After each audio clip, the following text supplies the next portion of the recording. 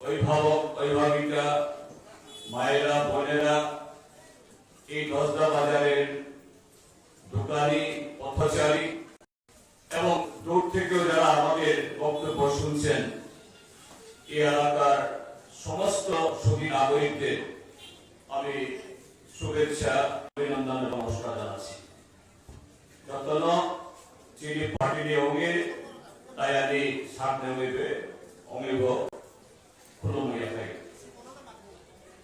বন্ধুরা, আজকে আমাদের এই জনসভা অবশ্যই আমাদের পার্টি আমরা বিভিন্ন সময়েতে আমরা জনগণের সমস্যা নিয়ে জনগণের জীবনযাত্রার মান উন্নয়নের কর্মসূচি নিয়ে সারা বছর আমরা লড়াই করি এবং সাংবিধানিক প্রতিষ্ঠানের বিভিন্ন স্তরে যেখানে আমাদের প্রতিনিধিত্ব করার সুযোগ আছে আমরা সেখানে আমাদের অর্থাৎ জনগণের আওয়াজ আমরা তুলি। কিন্তু আজকে এমন একটা সময়েতে আমাদের আজকের এই কর্মসূচি ত্রিপুরা বিধানসভার যে বিগত নির্বাচন হয়েছিল তারপর ত্রিপুরা যে সরকার গঠিত হয়েছে সেই সরকারের মেয়াদ এখন 57 মাস মানে হাতে করে আর মাত্র 2.5 থেকে 3 মাস বাকি, তার মধ্যে ভোট হবে এই সময়ে। তো স্বাভাবিকভাবে আজকে যদি এখানে শাসক দল ভারতীয় জনতা পার্টি বা তাদের শরিক দল আইপিএফটি তারা এরকম একটা রাজনৈতিক কর্মসূচি সংগঠিত করতেন, অটোমেটিক এটা গত বিধানসভা নির্বাচনের আগে তারা কি প্রতিশ্রুতি দিয়েছিলেন গত 57 মাস ধরে এরাছে যারা বিরোধী দল বা ত্রিপুরাজ্যের যে কোনো নাগরিক এদের প্রায় ত্রুটি চিপে ধরে তাদের কথা না বলতে দিয়ে একতরফা একচেটিয়া যে কাজ করেছেন এই 57 মাস শেষে তারা কি কাজ করলেন সেই বিষয়ে কথাবার্তা সাধারণত এখানে হওয়ার কথা। তো বন্ধুরা, আমি সেই গত বিধানসভা নির্বাচনের আগের কথাগুলো সবগুলো না হলে কিছু মনে করে দিতে চাই। এরা যে বামপন্থী ফ্রন্ট সরকার ছিল 25 বছর, সেই সরকারকে প্রাকৃতিক দুর্যোগ থেকে শুরু করে এ রাজ্যের তৎকালীন যারা বিরোধী দল কংগ্রেস বা আইপিএফটি এই রাজ্যের মধ্যে তাদের কোন অস্তিত্ব না থাকলেও সারা দেশ শাসন করছিল ভারতীয় জনতা পার্টি। তাদের তরফ থেকে বিগত নির্বাচনে এই ত্রিপুরাজ্যের মানুষকে শুনতে হয়েছিল বা শোনানো হয়েছিল। কি শোনানো হয়েছিল? বামপন্থী ফ্রন্ট ভারতবর্ষে দ্বিতীয় আর অন্য রাজ্যে নেই, কখনো কেরালাতে আমাদের হয়নি, একমাত্র ত্রিপুরা আছে, কেন্দ্রে তো তারা নাই। কাজে ত্রিপুরার যে বামপন্থী ফ্রন্ট সরকার আবার আসলেও তারা বাড়তি কিছু এই ত্রিপুরাজ্যের জনগণের উন্নয়নে কিছু করতে পারবে না। তাছাড়া কেন্দ্রীয় সরকারের ক্ষমতা তাদের হাতে নেই। কিন্তু ত্রিপুরার বামপন্থী সরকার 25 বছর তারা কিছু করেনি, এই অভিযোগ এই ধরনের কোন নালিশ তারা করতে পারে না। কেননা ভারতবর্ষের অন্যান্য বড় বড় রাজ্য, এই উত্তর পূর্বাঞ্চলের যে আরো 7টা রাজ্য মানব উন্নয়নে, জন উন্নয়নে যে সমস্ত ক্ষেত্রগুলোতে মৌলিকভাবে অর্থাৎ সাধারণভাবে কাজ করতে হয়, মানুষের দুবেলা খাওয়ার গ্যারান্টি, গ্রাম বা শহরে রাস্তাঘাট, পানীয় জল, শিশুদের জন্য অঙ্গনওয়াড়ি থেকে স্কুল, প্রত্যেক জেলা মহকুমাতে কলেজ, হাসপাতাল এবং তার সাথে জননিরাপত্তা ভারতবর্ষের যে কোনো রাজ্যের তুলনায় এই ত্রিপুরা রাজ্য তারা প্রথম সারিতে। এটা শুধু আমরা যারা সিপিএম এর নেতা কর্মী, রাজেন্দ্র রিয়াং বা ললিত দেবনাথ তারা দাবি করেন তার জন্য না। বিগত কেন্দ্রীয় সরকারগুলো কি প্রধানমন্ত্রী ডক্টর মনমোহন সিং কংগ্রেসের আমলে বা 2014 সাল থেকে ভারতবর্ষে ভারতীয় জনতা পার্টি সরকার আসার পর নরেন্দ্র মোদী সরকার তাদের যে রিপোর্ট কার্ড, তাদের যে সরকারের তথ্য, প্ল্যানিং কমিশন বা নরেন্দ্র মোদীর নীতি আয়োগ, এই প্ল্যানিং কমিশন এবং নীতি আয়োগের সমস্ত তথ্যে এই ছোট্ট ত্রিপুরাজ্য মানব উন্নয়নে, জন উন্নয়নে, গ্রাম শহরের বিকাশে, তফসিলি জাতি, তফসিলি উপজাতি, ধর্মীয় সংখ্যালঘু এদের সমস্ত ধরনের সামাজিক সাংস্কৃতিক বিকাশের ক্ষেত্রে বামপন্থী সরকার ত্রিপুরাজ্যের অন্যতম এগিয়ে থাকা অগ্রসর সরকার। তাহলে কেন বামফ্রন্টকে হটাতে হবে? সেই বামফ্রন্টকে হটিয়ে ভারতীয় জনতা পার্টির হয়ে ভোট চাইবে কি করে? কি করে? তারা তো একটা স্লোগান তুলেছিল, চলো পাল্টাই। সেই চলো পাল্টাইয়ের যুক্তি কিভাবে তারা এটাকে স্থাপিত করবে? ত্রিপুরাজ্যের মধ্যে তখন যারা কংগ্রেসের নেতা,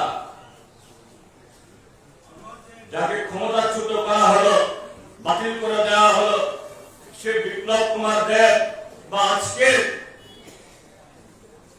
মুখ্যমন্ত্রী ডক্টর মানিক সাহা, এদের তো কেউ চেনে না, এদের কথাই তো কেউ পাত্তা দেবে না। বা কংগ্রেস থেকে, তৃণমূল থেকে এই 10টা কাঞ্চনপুর, লালজুড়িতে যারা রাতারাতি হাতে পদ্মফুল নিয়েছেন, এদের কেউ বিশ্বাস করবেন? তাদের ত্রিপুরাদের মানুষকে বিশ্বাস করানোর জন্য দায়িত্ব নিলেন স্বয়ং নরেন্দ্র মোদী প্রধানমন্ত্রী।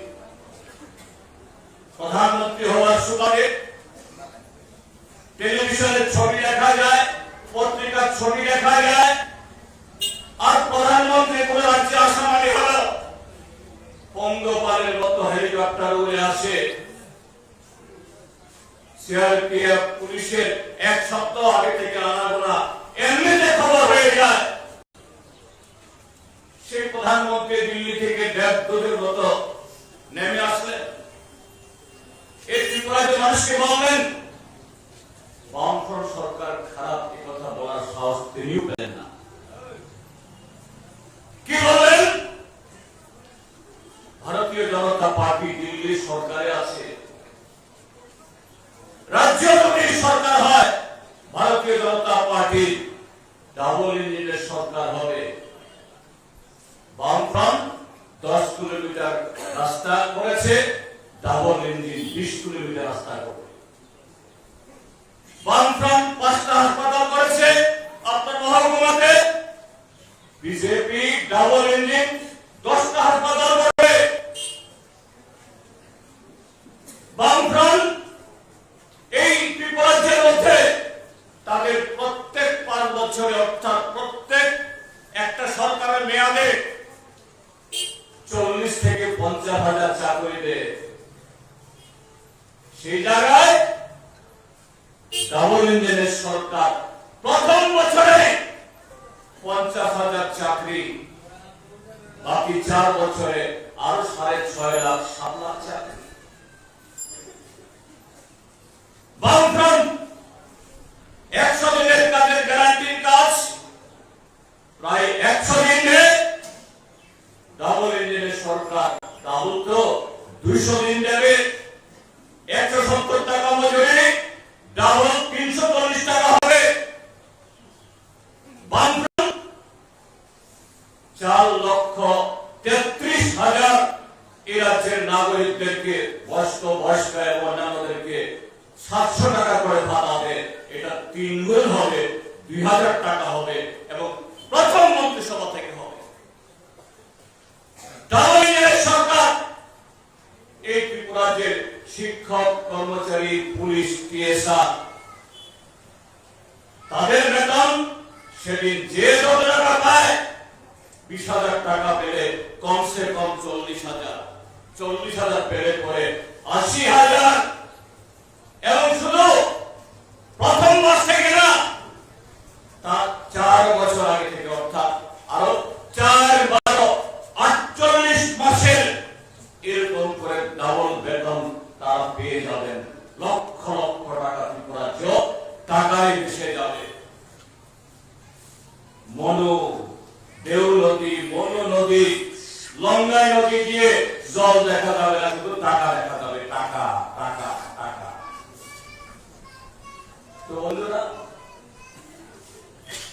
ত্রিপুরাজ্যের মানুষ স্বয়ং প্রধানমন্ত্রী, তাদের দলের নেতা অমিত শাহ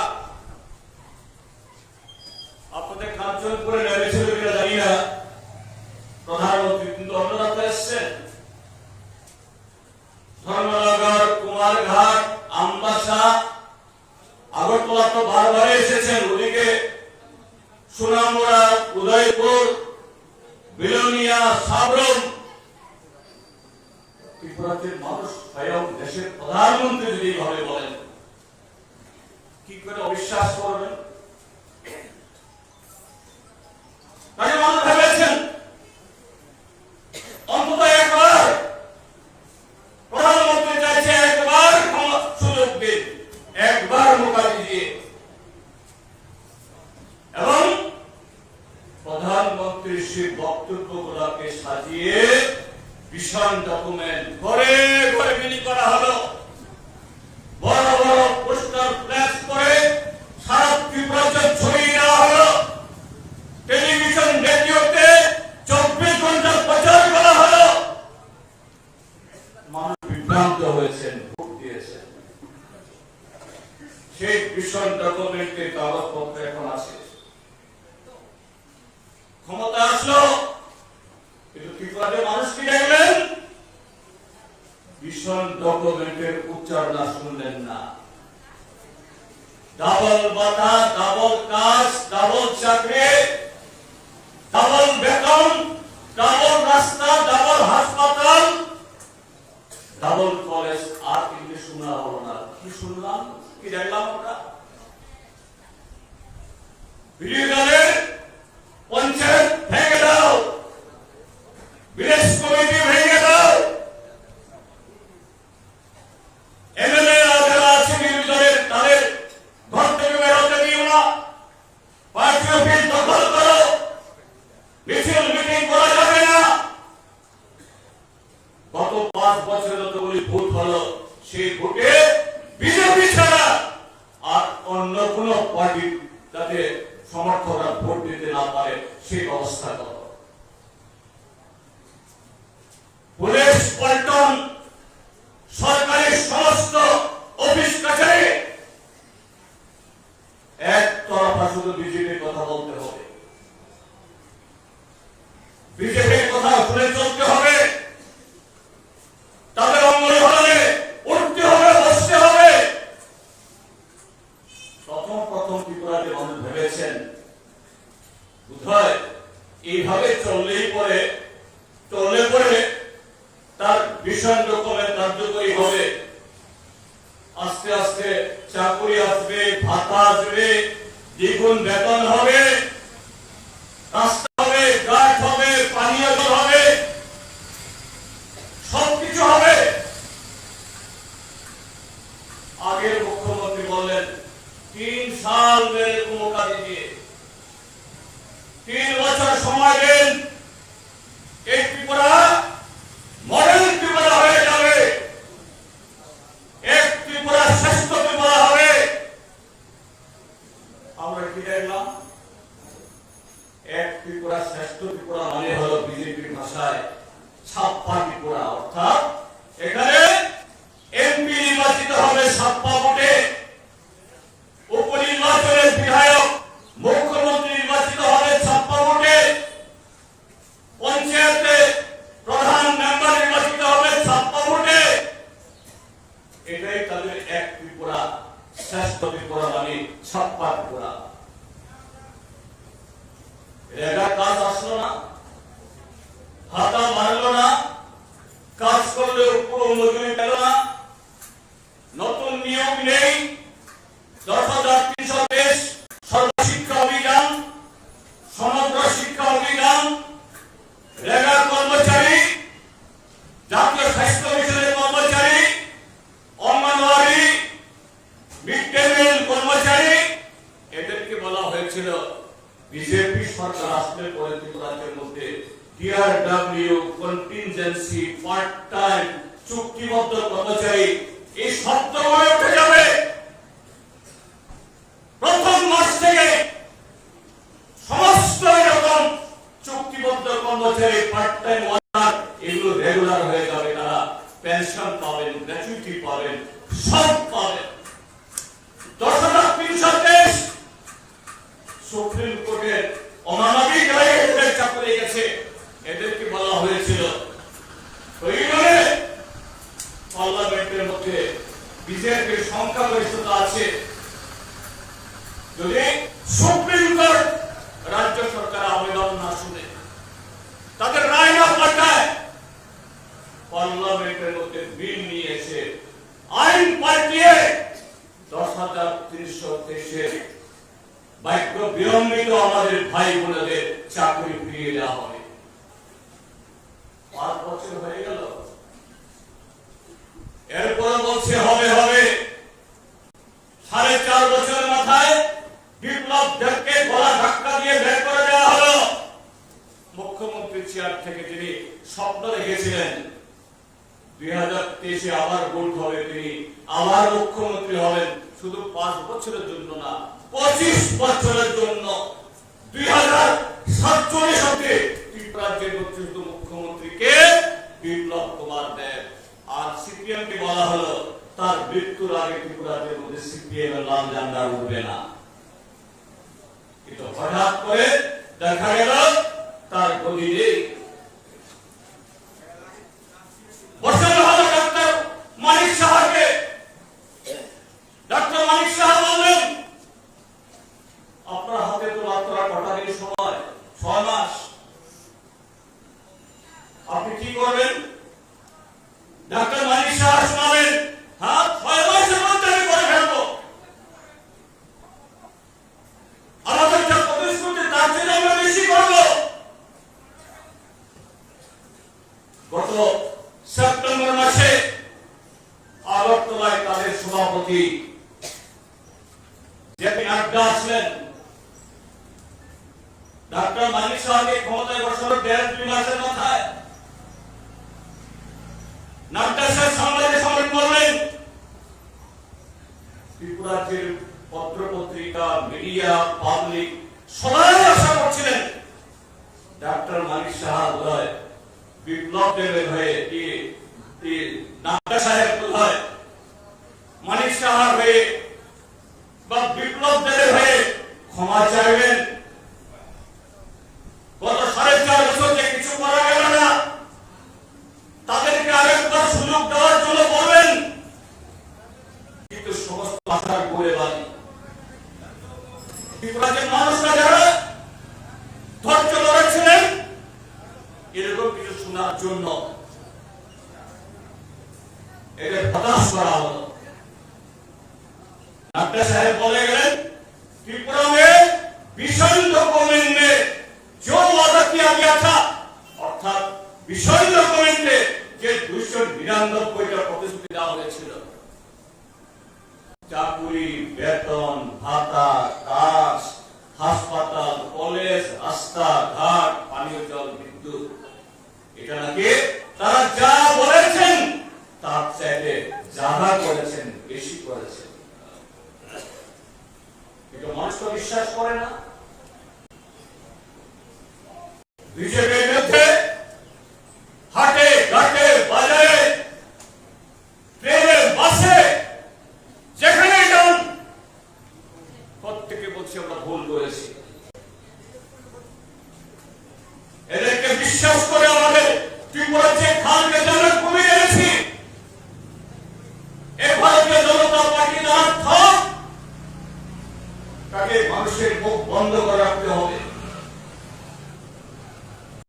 প্রতিবাদী মিছিলকে স্তব্ধ করতে হবে, মানুষের মুখে বসে কেড়ে নিতে হবে। তাহলে আক্রমণ চালাও, আগুন লাগাও,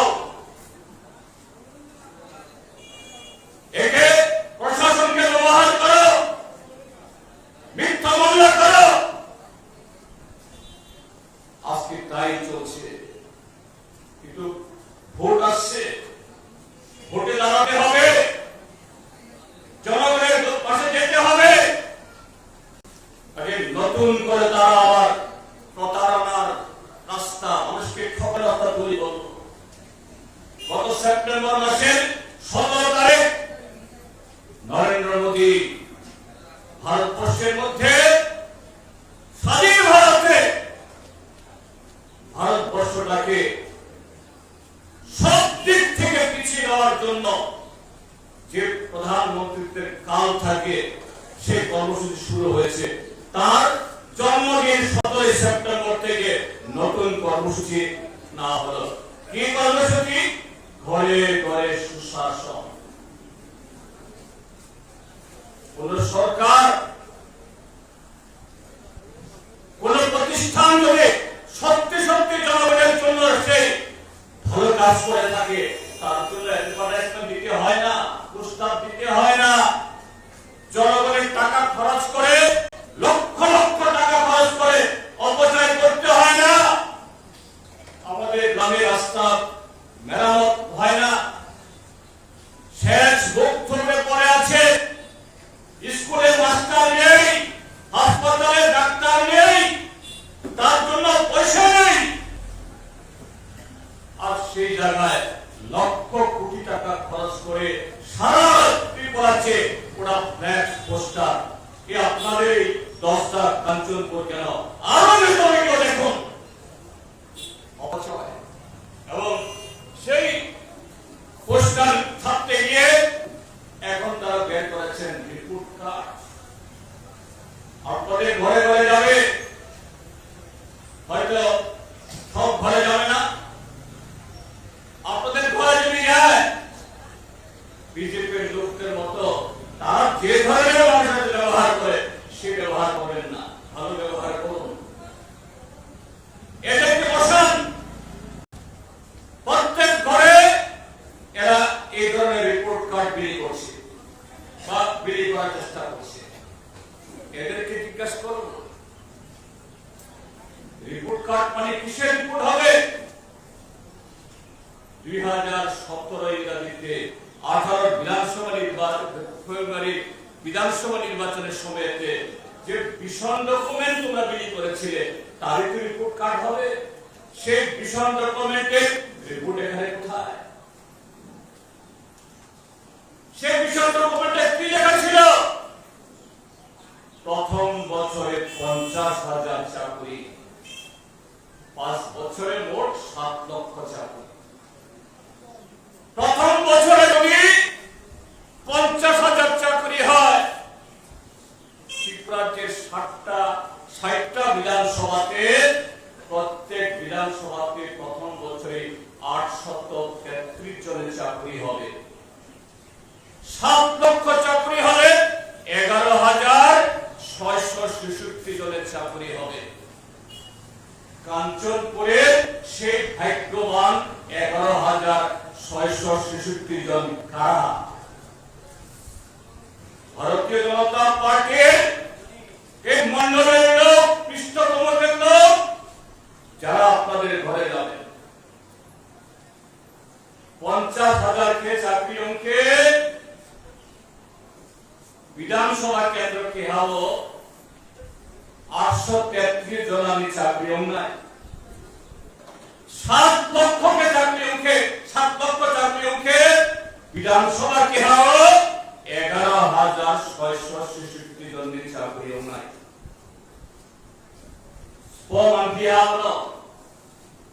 বিজেপি গৌরব শ্রীনগর থানকে আসুরি দে সাখাইনে কোয়াইচাইনে প্রমেশন্দি কাঞ্চনপুর বিভাগ নে 11,666 জন চাকরি মাইনে স্পষ্টতম।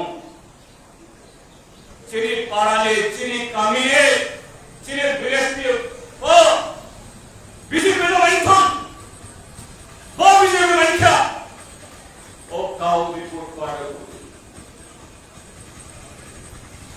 কার্ড সাইহা মিশন ডকুমেন্ট পয়লা মন্ত্রিসভা 2000 কেউ ভাতারি নাই। পয়লা মন্ত্রিসভা এখানে তালক 57 মাস রক্ষা, 57 মাস অঙ্কে 2000 কেউ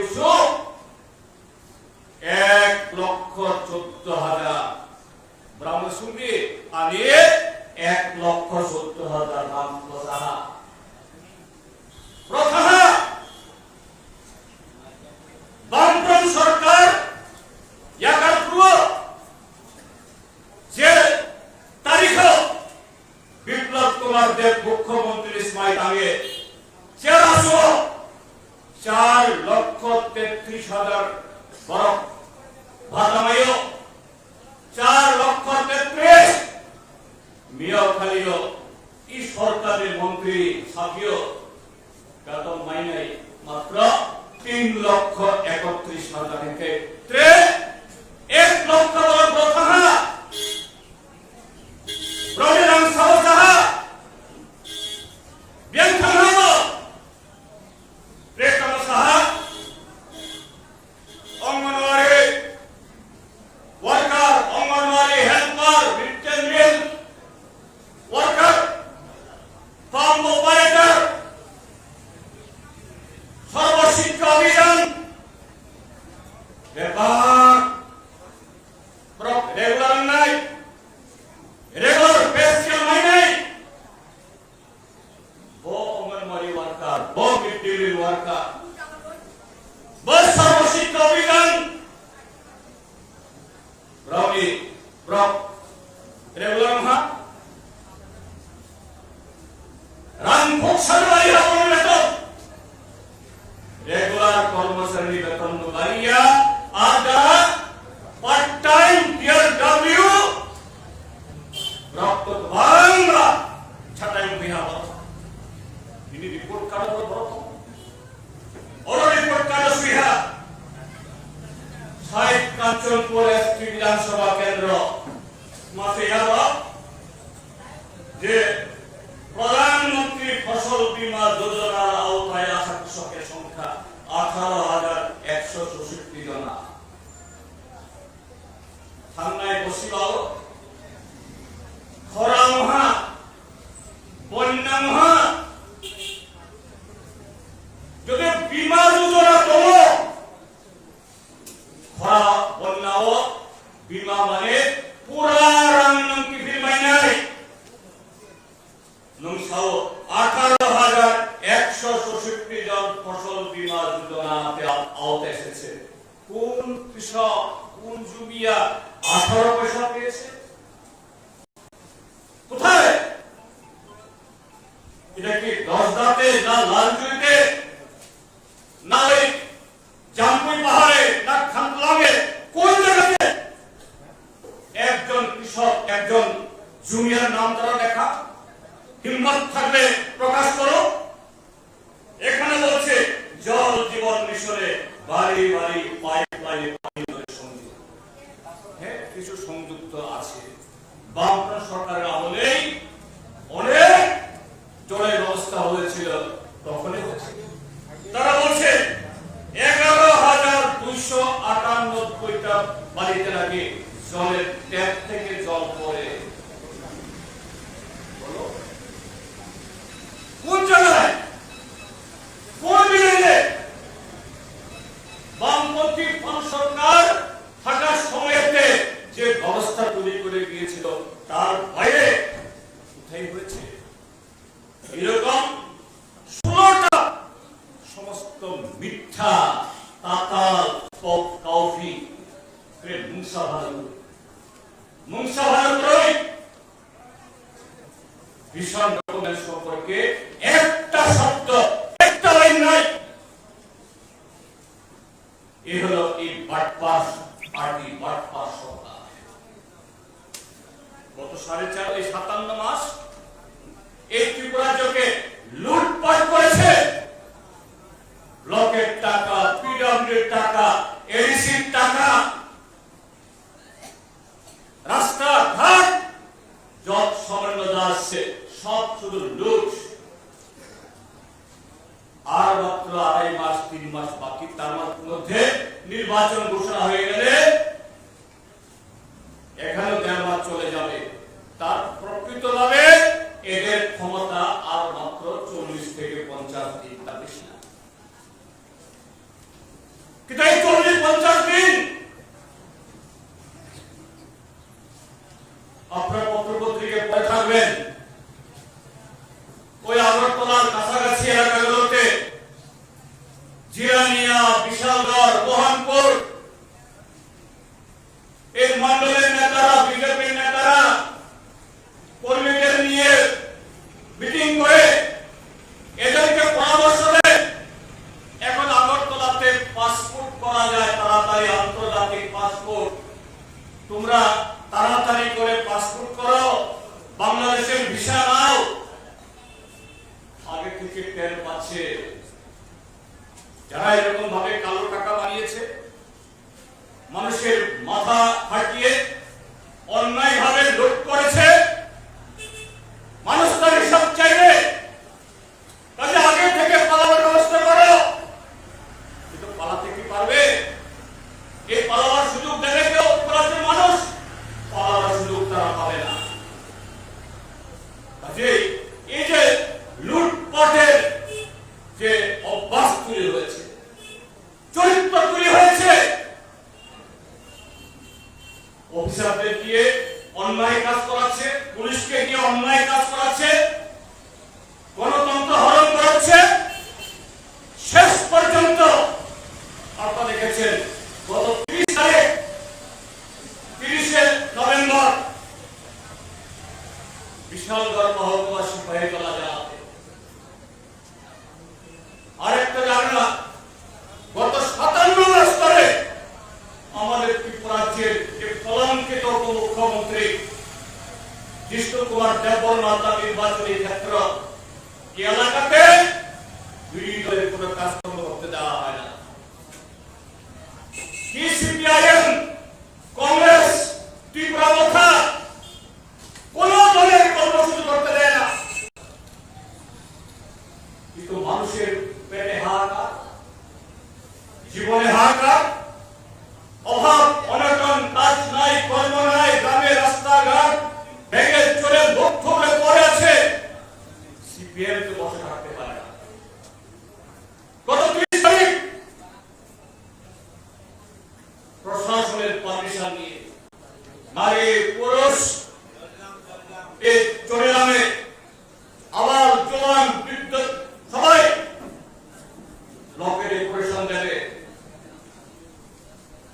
কি করে সহ্য হবে? সিপিআইএম ব্লকে যাওয়া মানে হলো ব্লকের বিডিও সাহেবরা ব্লকের বিভিন্ন সেকশনে কম্পাউন্ড লোটের সমস্ত তথ্য বেরিয়ে যাবে। কাজে এই উপমুখ্যমন্ত্রীর নির্দেশে সেখানে কতিপয় পুলিশ অফিসারের ইন্ধনে যারা বিগত সময়ে গোটা বিশালগড় মহকুমা চন্দ্রলাল বিধানসভা কেন্দ্রে উপদ্রুত করে রেখেছে, মিছিলের উপর আক্রমণ হলো। মিছিল শুরু হওয়ার আগে আমাদের একজন কর্মী ৭৫ বছরের বৃদ্ধ শহীদ মিয়া নিষ্ঠুরভাবে দিন দুপুরে পুলিশের সামনে জাতীয় সড়কের উপর তাকে খুন করা হলো। এই সরকার কত অমানবিক, কত নিষ্ঠুর! এই শহীদ মিয়া জিবি হসপিটালের মর্গে তার মরদেহ, তার পোস্টমর্টম করে আপনার স্বজনরা নিয়ে যাবেন। সাত সকালে গিয়ে বিশালগড়ের পুলিশ লাশ ছিনতাই করে নিয়ে গেল। এইভাবে গত ৫৭ মাসে গণতন্ত্র ছিনতাই, পঞ্চায়েত ছিনতাই, রাস্তা ছিনতাই, চাকরি ছিনতাই, শেষ পর্যন্ত এই বিজেপি মানুষের লাশ ছিনতাই করছে। কোথায় চলেছে? তাই বন্ধুরা, আগামী দিন এই ভারতীয় জনতা পার্টি আইপিএফটি সরকার তাদেরকে ত্রিপুরা থেকে হটাতেই হবে।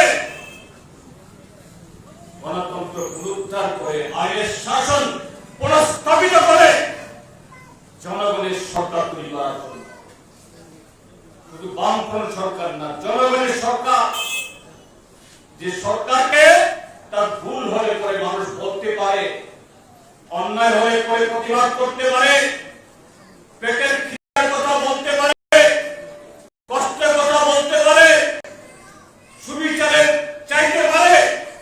এই সরকার প্রতিষ্ঠা করতে হবে। এই কারণে আমরা বলছি ত্রিপুরা রাজ্যের মধ্যে সমস্ত ধর্মনিরপেক্ষ তান্ত্রিক শক্তিগুলোকে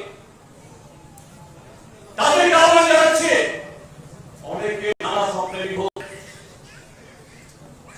কেউ স্বপ্ন দেখছেন ত্রিপুরাল্যান্ড, কেউ স্বপ্ন দেখছেন গ্রেটার ত্রিপুরাল্যান্ড। আরে এবিসি ভিলেজ ভোট করে না, এবিসির প্রাপ্য জনসামান্য টাকা যে কেন্দ্রীয় সরকারকে রাজ্য সরকার দেয় না। ত্রিপুরা মাথা তো আজকে এডিসিতে প্রায় ১.৫ বছরের ক্ষমতা। এরা তো কোর্টে গেল, হাইকোর্ট নির্দেশ দিল নভেম্বর মাসের মধ্যে ভিলেজ কমিটি ভোট করার জন্য। এই বিজেপি সরকার এটাকে কলা নাচতে গেল। এরা কোর্টের অর্ডার মানে না, সংবিধান মানে না। গ্রেটার ত্রিপুরাল্যান্ড হবে, কোন রাস্তায় হবে? হবে না। এটা পরিচিকা। গণতন্ত্র পুনরুদ্ধার করে আইনের শাসন প্রতিষ্ঠা করে বামপন্থী ভারত সরকার জনগণকে নিয়ে বিগত 25 বছর এবং তার আগে 10 বছর এই সীমাবদ্ধ ক্ষমতার মধ্য দিয়ে এই ত্রিপুরা রাজ্যকে যে জায়গায় এনেছিল, ত্রিপুরাকে আবার সেই জায়গায় পুনঃস্থাপিত করার জন্য বামফ্রন্টকে, গণতন্ত্রকে, মানুষের অধিকারকে প্রতিষ্ঠিত করতে হবে। 10টা কাঞ্চনপুরে মানুষের কাছে আমাদের এই আবেদন। বিগত ৫৭ মাস অনেক অভিজ্ঞতা হয়েছে, শিক্ষা হয়েছে। আসুন, মানুষ একবার ভুল করে সেই মানুষের সে ভুল শুধরায়, কিন্তু যদি মানুষ সে ভুল শুধরাতে না পারলে পরে তাকে আরো বেশি কষ্ট পেতে হবে। তাই যারা ভুল করেছেন, প্রধানমন্ত্রীর কথা শুনে সে ভুল শুধরান। এই ত্রিপুরা রাজ্যকে